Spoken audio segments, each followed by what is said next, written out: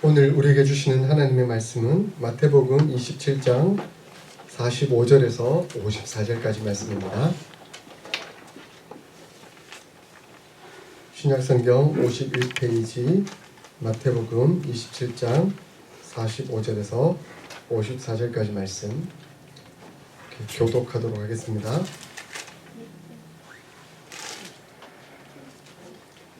제6시로부터 온 땅에 어둠이 임하여 제9시까지 계속되더니 제9시쯤에 예수께서 크게 소리질러 이르시되 엘리 라마 sabachthani 하시니 이르고 나의 하나님 어찌하여 나를 버리셨나이까. 거기 섰던 자 중 어떤 이들이 듣고 이르되 이 사람이 엘리야를 부른다 하고 그 중에 한 사람이 못 달려가서 해면을 가져다가 심히 소리에 주시어 갈대에 깨어 마시게 하거늘. 그 남은 사람들이 이르되 가만두라 엘리야가 와서 그를 구원하나 보자 하더라. 예수께서 다시 크게 소리 지르시고 영원히 떠나시니라. 이에 성소 휘장이 위로부터 아래까지 찢어져 둘이 되고 땅이 진동하며 바위가 터지고 무덤들이 열리며 작은 소리의 몸이 많이 일어나더라. 예수의 부활 후에 그들이 무덤에서 나와 거룩한 성에 들어가 많은 사람에게 보이니라. 백부장과 미리 함께 예수를 죽이던 자들이 지진과 그 일어난 일들을 보고 심히 두려워하되 이는 진실로 하나님의 자들이었다 하더라. 아멘. 이번 주간은 고난 주간입니다. 예수님께서 십자가에 못 박혀 죽으심의 의미를 우리가 묵상하면서 우리 또한 어떻게 그 예수님의 죽으심, 그 고난, 그 십자가에 동참할 수 있을까 하는 것들을 좀 묵상하는 그런 시간들이 되었으면 참 좋겠습니다. 예수님은 잘 아시다시피 아무 죄도 없으셨지만 애매히 고난을 받으셔야만 했습니다. 성경을 보면 예수님이 죄가 없다는 것은 명확했습니다. 그것은 빌라도도 잘 알고 있었습니다. 빌라도는 예수님이 죄가 없다는 걸 알고 그렇기에 이 예수님을 풀어주기 위해 여러 가지 방법을 썼죠. 그래서 마지막 최종적인 방법으로도 심지어 명절의 전례를 통해 한 죄수를 놓아주는 방법을 통해서까지라도 예수님을 놓아주려고 했습니다.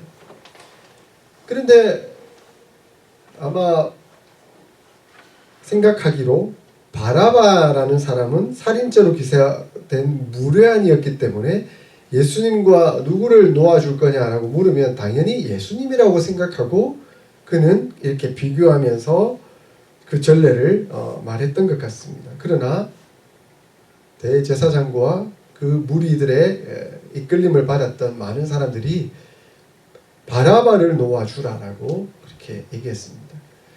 아마 빌라도는 이것까지도 생각 못했던 것 같아요. 그래서 어쩔 수 없이 예수님을 십자가에 내어주었다라고 얘기하고 있습니다. 결국 26절에 보니까 우리 읽지는 않았지만 26절 본문에 보면 십자가에 못 박히게 내어주니라라고 한 것은 결국 이 바라바의 정치적 선택이었다라고 볼 수 있습니다. 이 정치적 선택에 따라 예수님은 정말 인간이 이루 상상할 수 없을 만큼의 고난과 고통을 당하게 됩니다. 27절을 보십시오. 로마 군병들은 예수님을 채찍질하고 유대인의 왕이라며 놀렸습니다. 그리고 마치 면류관인 듯 가시관을 만들어 머리에 씌우고 푹 눌러 피가 흐르도록 만들어버립니다. 갈대를 손에 들게 하였습니다. 마치 왕이 지는 홀인 것처럼 갈대를 손에 쥐고 예수님을 놀렸습니다. 얼굴에 침을 뱉고 갈대를 빼앗아서 오히려 머리를 치는 희롱을 가하였습니다. 아무 죄가 없으신 이 예수님이 처참하게 희롱당하시는 장면들이 나옵니다. 39절을 보십시오. 지나가는 자들이 나옵니다. 자기 머리를 흔들며 예수님을 모욕했습니다. 성전을 헐고 사흘에 짓는 자여 내가 만일 하나님의 아들이여든 자기를 구원하고 십자가에서 내려오라 라고 조롱하고 있습니다. 지나가는 사람에게조차도 예수님은 철저히 처참하게 조롱을 당하고 있습니다. 예수님을 십자가에 못 박히도록 내어주었던 대제사장들, 서기관들, 장로들이 이에 동참하고 있습니다. 41절에 보면 남은 구원하였으되 자기는 구원할 수 없도다. 그가 이스라엘의 왕이로다. 지금 십자가에서 내려오라. 그러면 우리가 믿겠노라. 이렇게 모욕을 주고 있습니다. 네가 무슨 종교적 지도자냐? 우리가 종교적 지도자지. 이렇게 말하고 있습니다. 44절에 보니까 이제 실제 자기의 죄로 인해 십자가에 못 박혀 죽어야 마땅한 강도들조차도 예수님을 욕하고 있는 장면이 나옵니다. 그러나 예수님을 보호하고 도와주려는 사람은 없습니다. 예수님은 억울한 죄목으로 모든 사람으로부터 고난을 당하고 계십니다. 참 억울하잖아요. 현대인들을 생각해보면 현대인들이 가장 참기 힘들어하는 게 억울함이잖아요. 조금만 억울하면 분노가 폭발합니다. 그것을 받아들일 수가 없습니다. 우리 예수님이 가장 억울하셨던 분이잖아요. 그 가장 억울함 속에서 가장 치욕, 가장 더럽힘을 당하는 그런 장면을 목격하고 있습니다. 그런데도 우리 예수님은 이에 반박하지 않으시고 자신을 변호할 수 있는 능력이 있음에도 불구하고 그렇게 하지 않으셨습니다. 뿐만 아니라 적극적으로 그들이 말하는 대로 십자가에서 내려와 자신의 신적 능력을 보여줄 수 있는 능력이 있으심에도 불구하고 예수님은 그렇게 하지 않으셨습니다. 예수님은 로마 군사들이 마취제로 제공하는 쓸개를 탄 포도주조차도 거부하셨습니다. 철저히 십자가를 그대로 받아들이고 계십니다. 이 장면을 목격하고 있는 제자들의 심정은 어떠했을까요? 지금 제자들은 그 근방에서 다 예수님 십자가에 못 박히시는 장면을 목격하고 있잖아요. 오랫동안 따라다니던 그 선생님이 지금 십자가에 달려서 고통스러워하고 있습니다. 한때는 풍랑을 잠잠하게 하셨던, 자연마저 다스리셨던 그분이셨습니다. 말씀의 기적으로 병을 치유하고 죽음마저 농락하셨던 그분 아닙니까? 일주일 전만 해도 이 예루살렘 성에 입성할 때 왕처럼 열렬하게 환호를 받으며 오셨던 바로 그러한 분이셨습니다. 호산나 호산나 다윗의 자손이요. 그렇게 인정을 받으셨던 분이 일주일 만에 지금 십자가에 못 박혀 처참하게 죽어가고 있습니다. 어떻게 이러한 분에게 이러한 일이 일어날 수 있는가? 이 제자들에게는 비참함이 가득했을 것입니다. 예수님 스스로는 더욱 그러했을 거예요. 더욱 그러했을 거예요. 그러나 예수님은 순순히 그 십자가를 받아들이고 계십니다. 십자가 위에서 그 십자가의 처참한 고통을 그대로 수용하고 계십니다. 왜 예수님께서 이 처참한 십자가의 고통을 그대로 받아들이셨을까요? 그것은 바로 예수님이 자신의 사명이 무엇인지를 잘 알고 계셨기 때문입니다. 예수님은 자신의 사명에 집중하고 계셨기 때문입니다. 예수님께서 이토록 참으시고 십자가의 고통을 감내할 수 있었던 이유는 자신이 이 땅에 오신 목적을 분명히 알고 계셨기 때문입니다. 자신의 신적 능력을 나타내기 위함이 아니라 자신의 희생, 자신의 십자가의 죽음을 통해 우리를 구원하기 위함이셨기 때문입니다. 이에 예수님은 철저히 하나님께 순종하고 계셨습니다. 예수님이 이 인내와 희생, 하나님에 대한 철저한 순종을 통해 우리는 구원을 받게 되었고 하나님의 긍휼하심을 입게 된 것입니다. 예수님의 십자가에 못 박혀 죽으시는 이 찢으심을 통해 우리가 하나님께 나아갈 수 있는 그 길이 열리게 되었기 때문입니다. 51절을 보십시오. 이에 성소 휘장이 위로부터 아래까지 찢어져 둘이 되고 라고 말씀하고 있습니다. 여러분 휘장이라는 말 아시죠? 이렇게 천막 같은 거잖아요. 구분하기 위해서. 그런데 우리가 생각하는 일반적인 휘장이 아닙니다. 이 휘장은 들실과 날실로 아주 촘촘하게 묶어 놓은 휘장입니다. 그래서 사람이 찢을라 해도 찢을 수 없는 말 여러 마리가 양쪽에서 잡아당겨도 찢어지지 않는 그러한 휘장입니다. 마치 벽과 같은 것이죠. 이 휘장은 성소와 지성소를 구분하는 것입니다. 그런데 이 휘장이 찢어졌습니다. 그것도 위에서부터 아래로 찢어졌습니다. 위에서부터 아래로 찢어졌다는 것은 누가 찢었는지를 의미합니다. 아래에서부터 위로 찢어졌다면 밑에서 누가 잡아당겨 찢었다라고 말할 수 있겠죠. 그러나 이건 위에서부터 아래로 찢어졌습니다. 그것은 곧 하나님께서 그 휘장을 찢으셨다라고 말씀하고 있는 것입니다. 이 휘장이 찢어짐으로 말미암아 지성소가 드러나게 되었습니다. 지성소는 어떤 곳입니까? 지성소는 하나님의 임재 장소입니다. 철저히 거룩한 곳입니다. 이 지성소는 가장 거룩한 민족인 유대인 중에서도 가장 거룩한 사람인 대제사장만이 가장 거룩한 날인 대속죄일에 유일하게 한 번만 들어갈 수 있는 그 장소였습니다. 그것도 죄를 대속할 피의 제물을 들고 들어가는 바로 그러한 거룩한 곳이었던 것이죠. 그런데 이 지성소가 지금 예수 그리스도의 십자가에 못 박혀 죽으심으로 말미암아 개방되었습니다. 하나님 앞에 나아갈 수 있는 그 길을 예수님이 십자가에 못 박혀 죽으심으로 자신을 찢으심으로 열어 놓으신 것입니다. 그러므로 우리가 그 지성소 안으로 하나님의 임재 장소 안으로 바로 나아갈 수 있는 그 길이 우리에게 열려지게 된 것입니다. 이것이 얼마나 큰 축복이고 얼마나 큰 은혜입니까? 감히 우리가 하나님 앞에 나간다고요?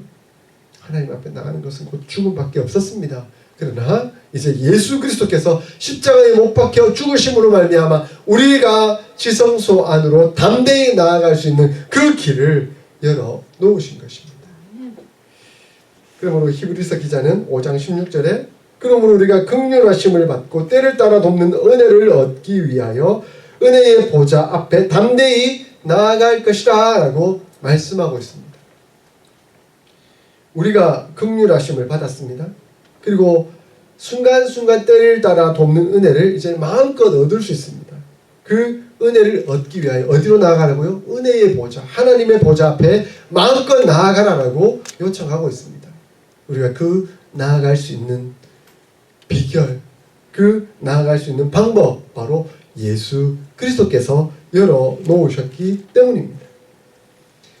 그러므로 우리는 두려워하지 않습니다. 염려하지 않습니다. 감사함으로, 기쁨으로, 은혜로 하나님 앞에 나아갈 수 있습니다.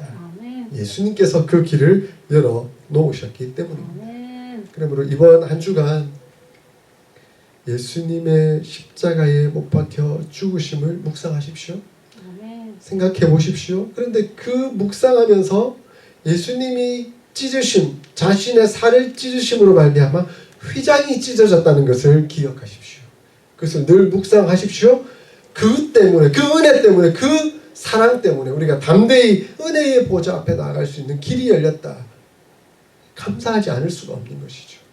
기뻐하지 않을 수가 없는 것이죠. 그러므로 예수님의 십자가에 못 박혀 죽으심은 우리가 애통하고 가슴 아프고 힘든 마음이 있지만, 그러나 예수님께서 열어놓으신 그 은혜의 보좌 때문에 우리는 기뻐하고 감사할 수가 있는 것입니다. 여러분, 이번 한 주간 예수님을 묵상하며 같이 애통하고 가슴 아파하지만 그 열려진 그 은혜의 보좌를 바라보며 더욱 기뻐하고 더욱 감사할 수 있기를 소원합니다. 아멘. 자, 그 은혜 가운데 우리가 살아갈 수 있기를 바랍니다. 이 예수님의 십자가에 못 박혀 죽으심으로 말미암아 이제 우리는 구원받는 하나님의 자녀가 되었습니다. 은혜의 보좌 앞에 담대히 나아갈 수 있는 자가 되었습니다. 그렇기에 예수님은 자신의 십자가 또한 너희도 함께 지라라고 누누이 가르쳐 오셨습니다. 우리 또한 십자가에 동참하도록 요청하고 있습니다. 이 십자가에 동참하기 위해 우리는 몇 가지 교훈을 얻게 됩니다. 먼저는 예수님이 자신의 소명, 사명에 집중했던 것처럼 우리 또한 나를 부르신 하나님의 목적, 그 사명을 기억하고 집중하자는 것입니다. 우리의 사명을 깨닫고 목적을 분명히 하면 예수님처럼 의연해질 수가 있을 것입니다. 예수님은 억울한 죽음을 당하셨지만 사명에 집중했기 때문에 그 억울한 죽음에 대해서 분노하지 않으시고 담담히 그것을 맞이하셨습니다. 예수님께서 십자가에 죽으심으로 우리는 은혜로 살게 되었습니다. 근데 우리는 그 살았다는 것에 대해 너무 집중하는 것 같아요. 근데 사실은 아니죠. 우리 갈라디아서 2장 20절 우리 찬송했잖아요. 그 찬송에 뭐라고 했습니까? 내가 그리스도와 함께 십자가에 못 박혔나니 그런즉 이제는 내가 산 것이 아니요 오직 내 안에 그리스도께서 사신 것이. 내 안에 사신 분은 누구시라고요? 그리스도고 나는 죽은 거잖아요. 죽었다는 생각을 못해요. 살았다는 생각만 해요. 그러니까 기고만장하게 되는 거죠. 아닙니다. 우리는 죽었습니다. 우리는 죽었습니다. 지난 한 주간 제가 우리 교회 홈페이지를 보면서 제 설교를 제가 들었어요. 십자가의 삶을 사는 것은 종이 되는 것입니다. 라는 설교를 제가 다시 들었습니다. 다시 들으면서 은혜가 되더라고요. 내가 죽은 거구나. 죽었다는 것은 예수 그리스도의 종이 되었다는 거구나. 그리고 종이 되었다는 것은 이제 내가 나를 주장하지 않고 오직 예수님만 드러나도록 은혜의 삶을 사는 것이구나. 그렇기에 다른 사람의 종이 되어줘서 그 사람을 성공할 수 있도록 도와주고 믿음으로 함께 살아가는 것이구나 하는 것을 깨달았습니다. 오늘날 내가 자꾸 사니까 내가 주인이 되는 거죠. 아닙니다. 예수님이 사셔야 됩니다. 우리는 죽은 것입니다. 그러므로 사명에 집중하면 내가 죽었다는 것을 깨달을 수 있습니다. 사명에 집중하면 내가 종되었다는 것을 깨달을 수 있습니다. 그러므로 하나님의 은혜 가운데 살아갈 수 있는 것이죠. 사명에 집중하면 사소한 오해나 마음이 상할 만한 오해에 연연해하지 않습니다. 하나님의 복음을 증거하는 일 때문에 내가 고난을 당할 수도 있고 억울할 수도 있고 오해를 당할 수도 있다는 것 인정합니다. 그렇기에 내가 억울한 것 그것에 너무 연연해하지 않습니다. 사람의 평가를 받거나 비난받는다는 것에 대해서 두려워하지 않습니다. 하나님께서 나를 인정하고 계신데 사람의 인정, 비난이 무슨 의미가 있겠는가. 그리고 그것에 대해서 다른 사람을 비난하거나 다른 사람을 평가하거나 하지도 않습니다. 하나님께 집중되어 있으니까. 사명에 집중되어 있으니까. 그러니까 우리가 한번 생각해 볼 필요가 있습니다. 자꾸 마음이 상하고 답답하고 힘들어하는 이유가 어디서 오는가? 자꾸 다른 사람들을 눈에 넣으니까 그렇지 않을까요? 그죠? 그러니까 다른 내 사명, 하나님과의 관계 속에서 내 목적에 집중하지 못하고 자꾸 다른 사람들을 생각하고 다른 사람의 인정에 목말라 하고 그러니까 왜 저 사람은 그렇게 안 해줘? 그러니까 이런 관계가 틀어지고 그러면서 억울해하고 마음 상해하고 이런 문제들이 발생하지는 않는지 돌아볼 필요가 있습니다. 그래서 예수님이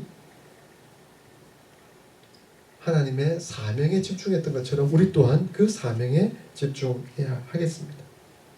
그러므로 둘째, 우리는 세상 사람들로부터 놀림과 고난을 받을 때에 좀 반박하기보다는 다만 진실함으로 반응할 필요가 있다는 것입니다.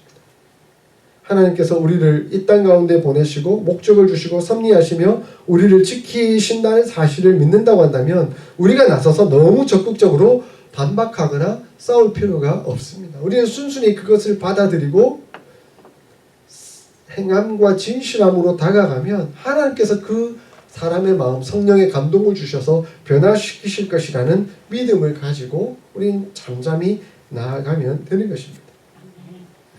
예수님은 자신이 하나님이심을 선포하시긴 하셨지만 그것으로 논쟁을 삼거나 싸우지 않으셨습니다. 때로는 그냥 피해버리셨습니다. 다른 데로 가버리셨습니다. 다만 잠잠히 행함과 진실함으로 그리고 순종함으로 그것을 증명하셨습니다. 오늘날 기독교인들에게 세상 사람들이 내리는 평가 중에 하나가 뭐냐면, 야, 기독교인들 참 똑똑하다. 그 똑똑하다는 말이 진짜 똑똑해서 하는 말이 아니라 잘난 체 한다라는 평가를 많이 하고 있는 것을 듣습니다. 우리가 진리를 가진 것은 사실이지만 그 진리를 말로만 떠들어댄다고 보여줄 수 있는 것은 아니라는 것입니다. 그동안 한국교회가 이 사회로부터 위기를 경험하고 있는 것은 말은 많았는데 그 행함과 진실함이 많이 보여주지 못했던 것은 아닐까 하고 생각하게 됩니다. 예수님처럼 잠잠히 하나님의 인도하심을 따라 충실한 삶을 살아가면 그것이 그리스도의 향기가 아니겠습니까? 빛과 소금의 역할을 잘 감당하는 것 아니겠습니까? 말로 이기려 하지 마십시오. 말로 이기잖아요? 말로는 안 되니까 내가 졌다고 생각하지만 마음에는 분노가 가득합니다. 그것은 감동된 것이 아니기 때문에 따라오지를 못합니다. 제가 우리 집 사람한테 말로 많이 이겨봤습니다. 그런데 오는 건 목수더라고요. 말로 이겨본들 그것은 의미가 없습니다. 그렇다고 실제 복수했다는 게 아니에요. 지금 째려봤습니다. 저를. 네, 그러면 마음에 분노가 가득한 거죠. 그래서 저희 집사람은 잘 울었어요. 왜냐면 말로는 저하고 이렇게 대결이 안 되니까. 그런데 그 말이 진실함은 아니잖아요. 논리적으로 이긴다고 해서 이기는 것은 아닙니다. 그러므로 삶으로 보십시오. 행동으로 보십시오. 그러므로 삶으로 행동으로 말하는 것이 우리에게 필요합니다. 저는 이 본문을 보면서 그리고 또 여러 책들을 보면서 이 백부장의 고백을 묵상하게 되었습니다. 54절을 보십시오. 백부장과 및 함께 예수를 지키던 자들이 지진과 그 일어난 일을 보고 심히 두려워하여 이르되 이는 진실로 하나님의 아들이었도다 하더라라고 고백하고 있습니다. 예수님의 제자들조차 예수님을 그리스도라고 부르긴 했지만 예수님이 완전한 신이라고 인정하기까지는 아직 좀 부족한 면들이 많이 있는 것 같아요. 물론 예수님의 모든 가르침과 권능의 역사, 심지어 대제사장들 앞에서도 이 증언까지도 그분의 신성을 완전히 보여주었습니다. 사람들은 이 사람이 도대체 누구인가라며 놀라움을 금치 못했습니다. 하지만 정작 그분의 신성을 처음 이해한 사람은 그분의 죽음을 주도한 이 백부장이라는 것입니다. 그는 로마인이었습니다. 그는 군인으로서 로마 황제 가이사만을 신의 아들이라고 부르는 사람이었습니다. 또한 그는 냉혹한 인간이었습니다. 백부장들은 장교로 임관된 귀족이 아니라 쫄병에서 단 한 단계씩 올라온 사람이었습니다. 그래서 죽음을 많이 목격했을 뿐만 아니라 직접 사람을 죽이기도, 많은 사람을 죽이기도 한 그런 사람이었습니다. 따라서 이 백부장도 우리가 상상하는 것보다 훨씬 더 잔인한 사람이었을 것입니다. 지금 예수님의 죽음조차, 그리고 거기 있는 강도들조차 십자가에 못 박혀 죽이도록 만드는 그 일을 주도하고 있는 사람이잖아요. 그러니까 얼마나 무정하고 잔혹한 인물이었겠습니까? 그런데 뭔가가 이 사람의 영적 어둠을 깨뜨리고 있습니다. 지금 이 사람이 뭔가 새로운 발견을 하고 예수님을 하나님의 아들이었다라고 인정하고 있다는 것입니다.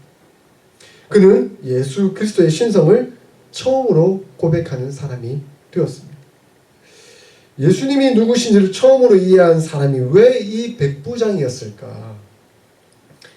미국의 유명한 목사님 중에 한 분이 팀 켈러라는 목사님이 계세요. 이분이 쓴 책 왕의 십자가에 보니까 이분이 30년 동안 이 문제를 붙들고 고민을 했대요. 왜 이 백부장이 예수님을 처음으로 이렇게 하나님의 아들이었다라고 고백했을까? 근데 이분이 이렇게 글을 써놓았더라고요. 마침내 이 백부장이 예수님의 절규를 듣고 예수님이 돌아가시는 장면을 보았기 때문에 어둠에서 빛으로 결론을 내렸다라고 고백하고 있습니다. 이 백부장은 예수님의 설명을 듣고 예수님의 고백한 게 아닙니다. 누구의 말을 듣고 예수님이 하나님의 아들이라고 고백한 것이 아닙니다. 지금 예수님의 죽으심을 목격하면서 그가 스스로 이러한 고백을 하고 있다는 것입니다. 이 백부장은 수많은 이의 죽음을 보았고 그중 많은 사람들을 자기 손으로 죽였습니다. 그러므로 그 죽음의 모든 장면들을 다 기억하고 있었을 거예요. 특별히 좀 뭔가 특별한 죽음은 자기의 기억 속에 더 남아 있었지 않겠습니까? 그런데 이 예수님의 죽음만은 뭔가 정말 다르다는 것을 이 백부장이 느끼고 있었다는 것입니다. 십자가의 고통은 진짜 이루 말할 수 없는 고통이랍니다. 인간이 고안해낸 사형 방법 중에 최악의 방법입니다. 그래서 로마인에게는 베풀지 않는 처형 방법입니다. 너무 고통스러워서 3일까지도 살아있는 사람이 있대요. 십자가에 못 박혀가지고. 그러면 뭐 생각해보세요. 양쪽 손목에 발목에 조금만 발목에 힘을 주면 발이 정말 죽도록 아파옵니다. 근데 발에 힘을 빼잖아요. 그러면 손이 찢어질 듯 아파져요. 체중 때문에. 그리고 숨은 점점 막혀가고 피 냄새를 맡고 달려드는 곤충들 때문에 이루 말할 수 없는. 그래서 서서히 죽어가도록 만드는 이런 처참한 십자가 위에서 예수님이 보이셨던 그 죽음의 모습은 아주 달랐다라고 이 백부장은 고백했던 것입니다. 그리고 이 예수님이 정말 하나님의 아들이셨다 이렇게 고백하고 있습니다. 그 십자가 위에서의 그 예수님의 다정하심, 그것이 이 백부장의 무정함을 꿰뚫었을 것이다 라고 이 팀 켈러 목사님은 고백하고 있습니다. 예수님의 아름다운 죽음이 그의 어둠을 환하게 비추었던 것이 분명하다는 것입니다. 그 예수님의 죽음이 오늘날 우리에게 빛을 비추었습니다. 그 예수님의 그 삶의 그 진정한 모습이 우리를 하여금 빛과 소금 되도록 이끌어 주셨습니다. 우리 또한 그 은혜 가운데 살아가야 합니다. 그러므로 셋째, 그리스도의 남은 고난에 동참하기를 원합니다. 골로새서 1장 24절에 보니까 나는 이제 너희를 위하여 받는 괴로움을 기뻐하고 그리스도의 남은 고난을 그의 몸된 교회를 위하여 내 육체에 채워놓으라 라고 고백하고 있습니다. 이 본문은 조금 해석하기 어려운 본문이라고 평가받기도 합니다. 왜냐하면 예수님께서 십자가에 못 박혀 죽으셨는데 고난이 또 남은 고난이 있단 말이야. 이 남은 고난은 도대체 뭐냐? 그러면 예수님의 십자가의 고난이 우리를 구원하는데 부족하거나 불완전했다는 거야? 뭐 이렇게 이해하기도 한다는 것이죠. 그러나 결코 그런 의미는 아닙니다. 예수님의 십자가의 고난은 우리를 구원해내고 완전합니다. 그리고 전혀 부족함이 없습니다. 그러므로 예수님의 십자가의 고난은 완벽한 완전한 구원의 고난이었습니다. 그런데 남은 고난이 있다는 것은 곧 교회는 그리스도의 몸으로서 영혼을 구원하고 제자를 양육해 가는 데 필요한 고난이 여전히 남아있다 하는 것을 의미한다는 것이죠. 예수님은 완전한 고난을 통해 완전한 구원을 이루셨습니다. 그 구원을 우리가 세상 가운데 끊임없이 선포하고 전파해 가야 되는데 교회가 그 일을 맡았잖아요. 감당해 나가잖아요. 그런데 그 일을 감당해 나가는 데는 여전히 고난이 따르고 있다는 것입니다. 그리스도의 몸된 교회로서 우리는 그러한 고난에 함께 동참해야 한다는 것입니다. 바울이 그리스도의 남은 고난에 동참한다는 것은 그리스도와의 신비한 연합을 의미합니다. 우리가 교회로서 그리스도의 남은 고난에 온전히 담당하도록 그리스도와 신비한 연합을 이루도록 이끌어가고 계십니다. 교회가 그리스도의 몸으로서 그 목적을 이루어 나가는 데는 고난과 괴로움과 고통이 따르다는 것을 우리는 기억해야 합니다. 그러므로 우리가 예수 그리스도의 그 복음 사역, 교회에게 맡겨주신 그 온전한 사명을 감당하면서 받는 고난이 있다라고 한다면, 그 고통이 있다라고 한다면 우리는 그리스도의 남은 고난에 동참하고 있다라고 알 수 있는 것이죠. 여러분은 그리스도의 남은 고난에 동참하고 계십니까? 요한복음 15장 20절 21절에 이렇게 말씀합니다. 내가 너희에게 종이 주인보다 더 크지 못하다 한 말을 기억하라. 사람들이 나를 박해하였은즉 너희도 박해할 것이요 내 말을 지켰은즉 너희 말도 지킬 것이라. 그러나 사람들이 내 이름으로 말미암아 이 모든 일을 너희에게 하리니 이는 나를 보내신 이를 알지 못함이라. 하나님을 알지 못하기 때문에 예수님을 박해했던 것처럼 하나님을 알지 못하기 때문에 우리가 하나님을 전하면 우리 또한 박해를 받을 것이다. 그 사람은 우리를 박해할 것이다 라고 말씀하고 있습니다. 박해가 없다라고 평안하다라고 말하지 마십시오. 참 오늘날 그리스도인들이 정말 주님을 위해서 아무것도 안 하고 구원받았다라고 말하고 주님을 위해서 아무 섬김도 하지 않고 뭐 돈 잘 벌고 뭐 좀 부유하게 되었다고 하나님 은혜와 축복을 누렸다라고 함부로 말하는 것 이건 옳지 못합니다. 주의 사역에 동참하지 않으면 고난이 없거든요. 주의 사역을 감당하지 않으면 편안하거든요. 근데 그게 하나님의 축복일까요? 아니잖아요. 하나님의 사역을 감당하다가 때로는 고난도 당해보고 핍박도 당해보고 어려움을 겪어보고 그래서 하나님께 더 기도하고 하나님 저 영혼 내가 구원하고 싶은데 저 영혼 좀 하나님 섬기고 싶은데 참 안 되네요. 뜻대로 안 되네요. 저 사람 그럼에도 불구하고 저를 핍박하네요. 그래서 기도하게 되고 하나님 도와주십시오. 그게 하나님 앞에 더 큰 축복과 은혜이지 않겠습니까? 오늘날 이게 편리주의, 편안주의가 교회 안에 들어왔어요. 그래서 막 편하게만 신앙생활하고 고난, 그다음 박해 이런 데는 동참하려고 하지 않습니다. 그래서 나로 인해 영혼 구원받은 사람이 한 명도 없다. 나로 인해 좀 영적 성숙을 받은 사람이 한 명도 없다. 조금 생각해 볼 필요가 있습니다. 아니 한 명도 없을 수도 있죠. 왜냐하면 제 선교사님들 보면 뭐 이슬람 지역에 가면 진짜 그런데 박해를 받잖아요. 그렇지만 그것은 하나님의 은혜고 축복이잖아요. 그래서 한 명도 구원받은 사람이 없다라는 것도 생각해 볼 필요가 있고 내가 정말 복음 전하다가 한 번도 박해를 받아본 적도 없다 하는 것은 좀 심각한 문제가 될 수 있다는 거죠. 그래서 그리스도의 십자가에 동참한다는 것은 주님 당하신 그 오해, 그 고난, 고통에 우리가 함께 동참한다는 것을 기억하고 또 영혼 구원에 애를 써보다가 박해도 당해보고 하는 것이 바로 십자가에 동참하는 것 아니겠습니까? 우리는 그리스도의 몸된 교회로서 그리스도의 남은 고난에 동참할 수 있어야 하겠습니다. 이 십자가를 함께 지고 간 사람이 나오죠. 누굽니까? 읽지는 않았지만 32절에 나가다가 시몬이란 구레네 사람을 만나매 그에게 예수의 십자가를 억지로 지워 가게 하였더라. 예수님의 십자가를 지고 간다는 것은 은유적 표현, 비유적 표현일 수 있겠지만 직접적으로 들고 간 사람이 있었어요. 그 사람이 바로 구레네 시몬이었습니다. 이 구레네 시몬 마가복음에 보니까 알렉산더와 루포의 아버지인 구레네 시몬이라고 이렇게 나오고 있습니다. 그러니까 이 구레네 시몬이